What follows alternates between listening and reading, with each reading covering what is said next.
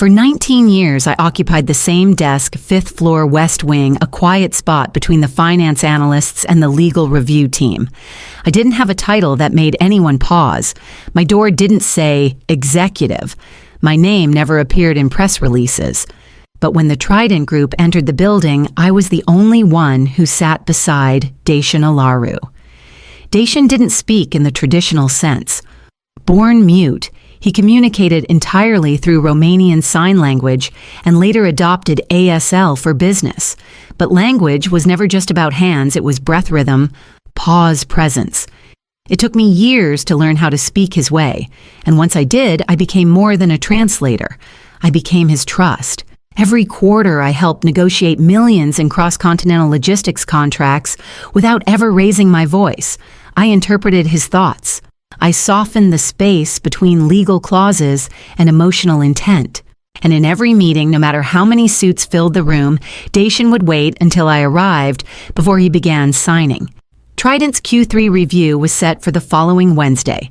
I was already preparing the visual briefs, finalizing the adjusted freight ratios, confirming the hospitality arrangements for Dacian and Serena, his liaison.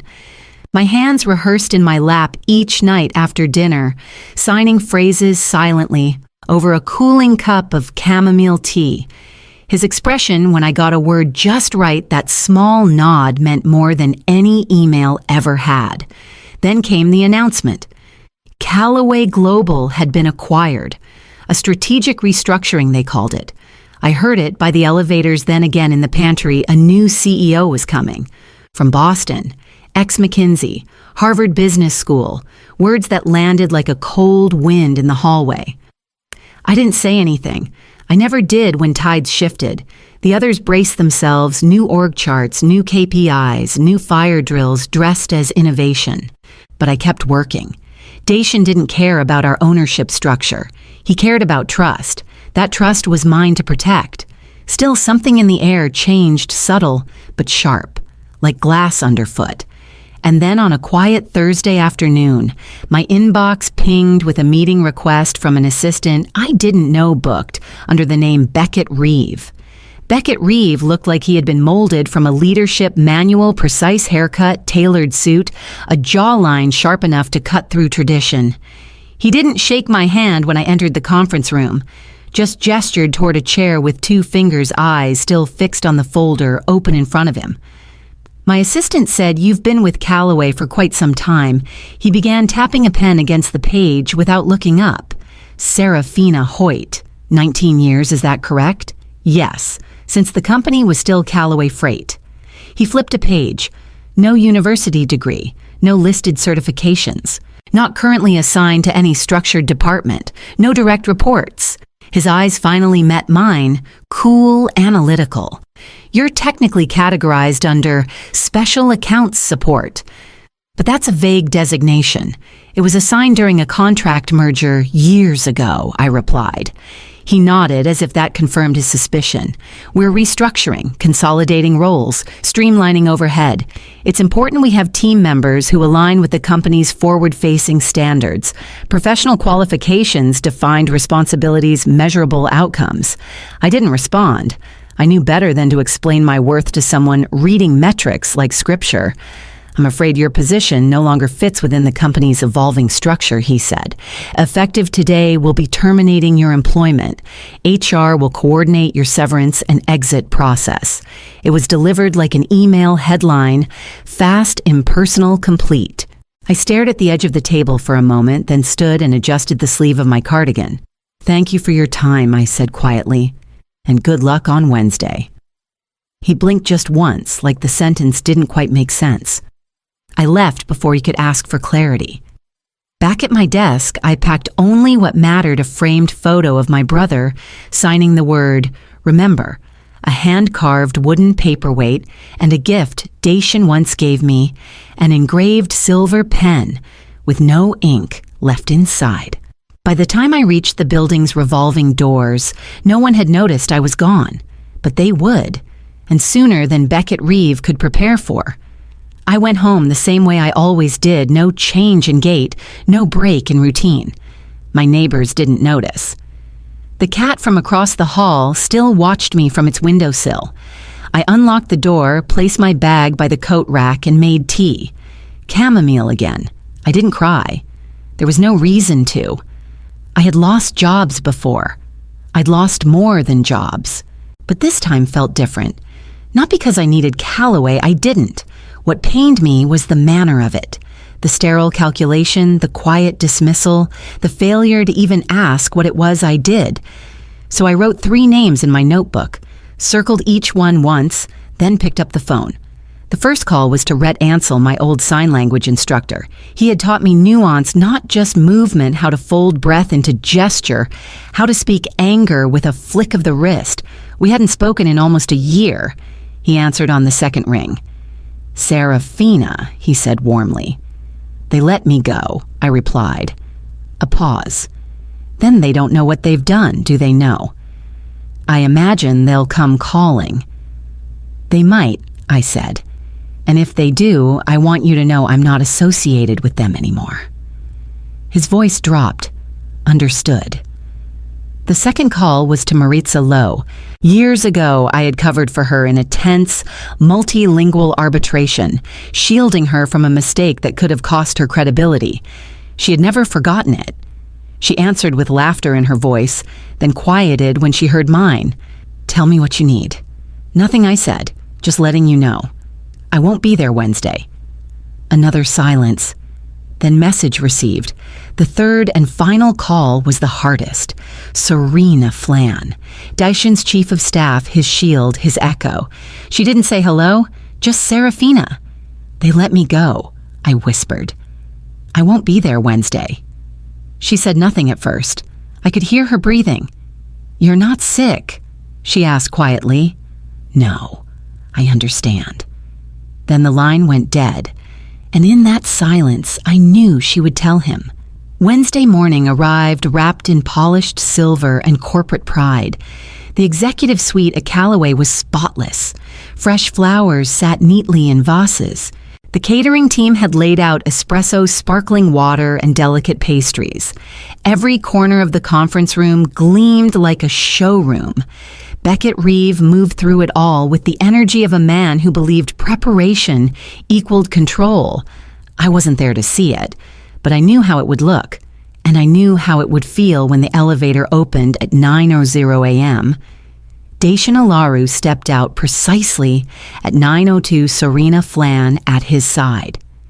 Daishin didn't scan the space or pause to absorb the art hanging on the walls. He never did.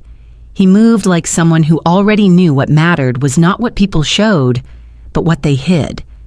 Serena greeted the assistant at the front desk with a polite nod, then turned to Daishin and signed a single phrase. I could picture it even without seeing it. "Everything is too clean." Inside the boardroom, Beckett stood waiting near the head of the table, hands clasped in confidence. He greeted them with a firm nod. "Mr. Olaru," he said, "welcome to Calloway. We've prepared everything for your review." Daishin turned to Serena, who translated, then signed back. It was a short phrase. Sharp. She hesitated, then spoke. He asks, "Where is the woman with the black eyes?" Beckett blinked. "I'm sorry." The woman who signed Serena clarified. "She's not listed on the schedule." Beckett looked around the room, suddenly unsettled. Where is Get Serafina Hoyt in here? His assistant, hovering near the door, froze. "Sir," she said softly, You fired her last week." The silence that followed was instant. Even the hum of the air conditioner seemed to retreat. Beckett's jaw tightened. "I thought she was admin support. No one flagged her as your interpreter." Serena turned back to Daishin and signed what had just happened. He didn't flinch, but something in his posture shifted, small but unmissable. Then he signed again, and with every gesture the room began to unravel. The hallway outside the boardroom buzzed with confusion, but inside it was still. Frozen. Daishin remained seated, his expression unreadable, hands still, eyes locked on the space where I used to sit. Serena stood beside him, refusing to fill the void. Beckett hovered restless now, checking his watch, barking quiet orders to his assistant under his breath. Then the door creaked open. I stepped in. No badge, no escort, no official reason to be there. Just me and my gray cardigan hair tied back, hands steady, Beckett's face twisted. He half turned to his assistant, but I didn't give him time to speak. I walked directly to the head of the table where Dacian sat, waiting not with impatience, but with expectation. I didn't ask permission. I began to sign. There are some things that spoken language cannot carry context, subtext, the things said between lines. But in silence, I could explain it all. I told Dacian what had happened, that I had been let go, that no one had asked what I did or why I mattered, that I had not come to plead only to translate for the last time. He watched me closely as he always had his eyes, absorbing more than the words. Then slowly he raised his hands and signed. You came anyway. I nodded. He signed again. You kept your word. I signed back. And now I will keep mine. He looked at Serena and gave her a brief nod. She turned to the room. We will proceed with today's signing, she said, voice level. But this will be our final visit under this leadership. Beckett's face didn't move, but the corners of his confidence cracked. Papers were shuffled, signed, passed across the table. Polite smiles were exchanged, hollow and strained. I said nothing more. When the meeting ended, I slipped out before anyone could stop me. Not that they tried. Behind me, I heard the soft clink of glassware and the scratch of chairs against polished floor. And behind all of it, the silence Dacian left in his wake. By early afternoon, the executive lounge was alive with clinking glasses and self-congratulations. Beckett stood near the floor-to-ceiling windows, champagne flute in hand, delivering a speech about adaptability and high-performance leadership. Someone from marketing had already drafted a company-wide email celebrating the successful renewal of our partnership with Trident Group, thanks to coordinated executive effort. I was already gone. The elevator had closed behind me long before the first toast. I'd walked out with nothing but my tote bag and the same quiet grace I'd brought in. At 4:12 p.m., the legal team's inbox received an email flagged urgent, confidential. The subject line read, Notice of suspension of future engagement. The sender Trident Group Legal Affairs. There was no greeting, no filler. The message was brief, effective. Immediately. Trident Group will conclude all existing commitments with Callaway Global per the minimum terms of current contracts.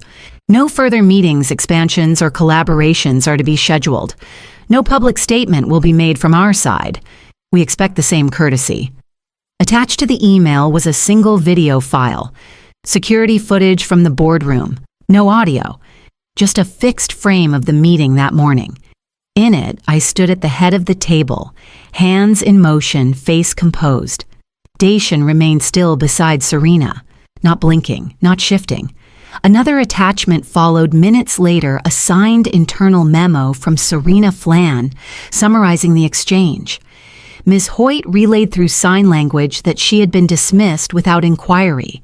Mr. Olaru, upon hearing this, decided to sign existing documents only to preserve contractual obligations and to sever all future ties due to breach of relational trust. At 5:06 p.m., the executive floor fell silent. The email had circulated. Beckett stopped mid-conversation. The champagne went warm. I was never mentioned in the official statement that followed, but the footage said enough. And somewhere across town, while the legal team scrambled, I was already home, placing my ceramic teacup back on the shelf where it belonged. I didn't check my email the next day. I didn't log in to LinkedIn. I didn't call anyone back. Instead, I walked to the corner bookstore, bought a secondhand copy of The Interpreter of Maladies, and let the pages hold me for a while. I had no plans, no strategy. I didn't need one. I had already said everything I needed to without ever raising my voice. But Beckett Reeve wasn't finished with me. The first sign came quietly. A friend from a legal staffing firm in Boston called that evening. She didn't ask how I was, just said, "We got a message, Anonymous, but clearly strategic. They're warning against you, saying you caused a disruption during an international meeting." I thanked her and said nothing more. The next day, another colleague reached out, this time from a nonprofit I'd consulted for years ago. She'd received a concerned inquiry from someone claiming I had falsified experience and been dismissed for misconduct. No sender, no signature. By the end of the week, I heard through back channels that Beckett had quietly altered my HR records, where once my departure had been listed as executive restructure, it now read conduct violation, client interference. He was trying to bury me, not loudly, not with headlines, but with doubt, quiet, creeping doubt. A small column appeared in an industry newsletter, buried on page 4 under Restructuring Realities. It mentioned a longtime staff member at Callaway Global whose unorthodox behavior during a sensitive meeting had led to confusion and fallout. No name, but no one needed it. Still, I said nothing. I didn't post a rebuttal. I didn't defend myself. I knew how whispers worked. They fed on reaction, on panic. I gave them none. And while Beckett scribbled shadows around my name, I waited. Not for revenge, just for the truth to catch up. It didn't have to knock. It arrived the following week in a white envelope placed gently into my hands by a courier who said only, "For you," from the East Coast. I was sitting in the corner booth of my favorite cafe, a modest place with chipped mugs and a window that caught the afternoon sun just right. I'd taken to writing notes in longhand again, quotes, reflections, things I never had time for before. The waitress knew my order by heart: black tea, no sugar, and a toasted slice of rye. When the courier walked in, he didn't look like a messenger. Young, slightly out-of-breath eyes, scanning until they found mine. He approached the table with a quiet kind of formality and held out a white envelope. "Are you Serafina Hoyt?" he asked. I nodded. "This is for you." He didn't wait for a signature, just turned and left as quickly as he'd come. I opened it slowly as if the weight of what it might contain could change the air in the room. Inside was a single sheet of ivory stationery, thick and embossed at the corner with the Trident Holdings emblem. The handwriting was familiar, precise, deliberate. Ms. Hoyt, you listened without speaking. You translated without twisting. You honored every pause, every gesture with dignity and discretion. We would be honored to build around you. The position of Director of Inclusive Strategy awaits should you choose it. We believe trust begins in silence and grows through those who know how to carry it. Dacian Olaru. There was no salary listed, no HR jargon, no start date. Just an invitation offered with respect, not negotiation. I read it twice, then folded it carefully and slipped it into the side pocket of my coat. Not because I needed time to decide I already knew, but something about seeing it ink on paper in a world run by metrics and headlines. It settled something deep inside me. I paid my bill, nodded to the waitress, and stepped out into the fading light. By the time I reached the crosswalk, the city behind me had already started to shift. The news traveled quietly as it always does in boardrooms. First, it was a mid-sized tech firm in Seattle asking to postpone their quarterly renewal with Callaway. No reason given, just a polite delay. Then another client sent a vague note requesting to revisit expectations. Nothing alarming, not yet.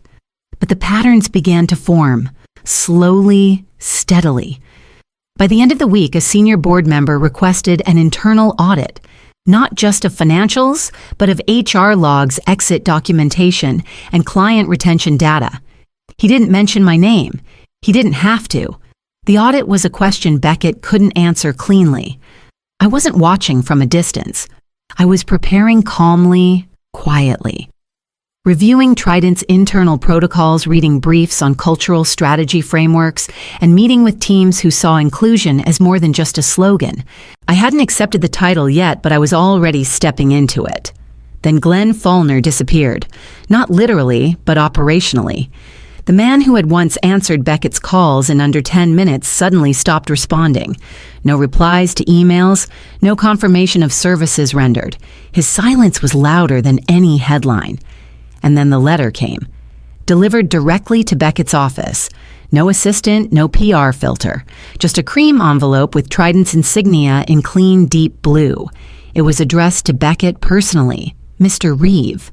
We are aware of your coordinated effort to defame Miss Serafina Hoyt following her departure from Callaway Global. We are documenting all related communications, including but not limited to internal HR tampering, third-party messaging, and media leaks. Should this pattern continue, we will pursue legal action under defamation and reputational harm statutes. Let this serve as notice what you dismiss as perception we regard as fact. Govern yourself accordingly. Dacian Olaru Beckett didn't show up on the executive floor for the rest of the day. By the following morning, legal had received 2 more complaints, this time from vendors citing leadership instability. I heard about it before lunch in a brief message from Serena. He's unraveling. And that afternoon, a formal calendar invite landed in Beckett's inbox, emergency board session. Immediate attendance required. The emergency board meeting was called on a gray Thursday morning. No coffee service, no pleasantries, just straight-back directors and closed folders waiting to be opened. Beckett sat at the far end of the conference table, still in his usual blazer, still trying to wear authority like it hadn't frayed. But the air had shifted. The silence wasn't respect anymore, it was warning. One by one, the documents were laid out. HR logs altered without authorization. Email trails sent from anonymous addresses, all traced back to internal terminals. The withdrawal notices from clients. A printed copy of Dacian's letter. Everything Beckett had tried to bury had clawed its way to the surface. He was given 2 options: resign quietly under a non-disclosure clause, or be terminated with cause and face breach of fiduciary duty charges. He picked up the pen.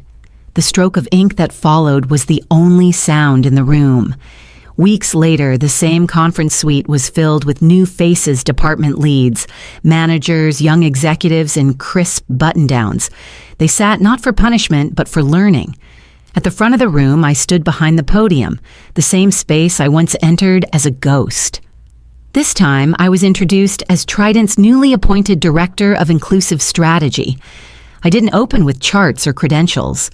I looked across the room and let the silence settle first. Then I began. Let me tell you about what it costs, I said, voice, even when a company stops listening. I didn't mention Beckett. I didn't need to. I didn't list the departments that had ignored the signs or the executives who had nodded as I was walked out. The details weren't the point. I spoke about presence, about trust, about how influence isn't always visible on paper and that fluency isn't always measured in degrees. When I finished, no one clapped. They just sat with it. That was enough. As I stepped down, a young man approached me with a notebook in hand. How do you know when to speak and when not to? I smiled. You don't always know, I said, but you always feel it. And some silences are meant to be kept because they've already said everything.